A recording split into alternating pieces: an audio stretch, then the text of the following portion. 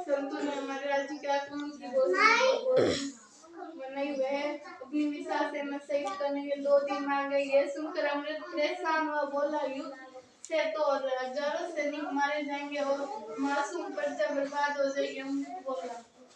अमृत क्या बोला कि यदि हम युद्ध करेंगे तो क्या होगी, हजारों सैनिकों को क्या हो जाएगी,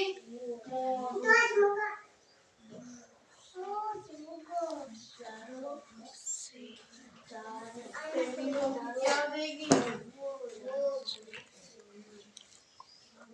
मासूम प्रजा क्या होगी, बर्बाद हो जाएगी। इस महामंत्री विनम्र शब्द से बोले, परंतु महाराज अगर हम युद्ध नहीं करेंगे तो वे हमें सबको बंदी बना लेंगे। यह सुनकर अमृत के मुख पर चिंता की लकीरें छा गई। किसके मुख पर चिंता की लकीरें छा गई? अमृत के मुख पर। वह बिना कुछ खाए अपने कक्ष में चला गया। बिना कुछ खाए पिए वह सारा दिन सोचता रहा कि युद्ध कैसे टाला जाए। कौन सोच रहा था?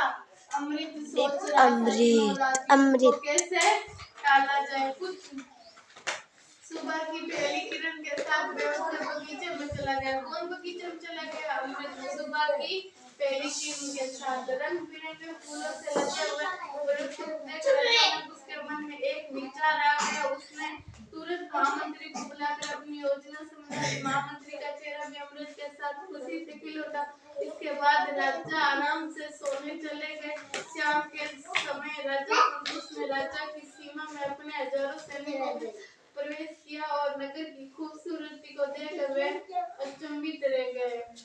कौन आए थे? संतुल। किसके राज्य में आए थे? अमृत के राज्य। वो पेड़ पौधे लगे थे ना, उनकी हरियाली को देखकर वो क्या हो गए? आश्चर्यचकित।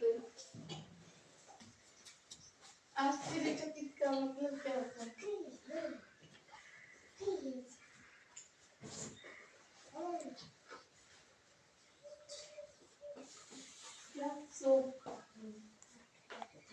जैसा आप किसी चीज को देखकर शौक नहीं होता,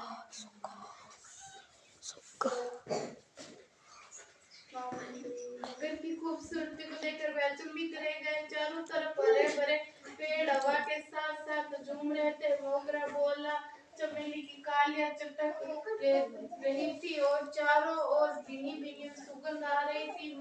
मालती के गुच्छे लता के सारे दीवारों पर चलते हुए बहुत सुंदर लग रहे थे। उसे कुछ पलों के लिए ऐसा लगा मानो वह फूलों की किसी जादू संसार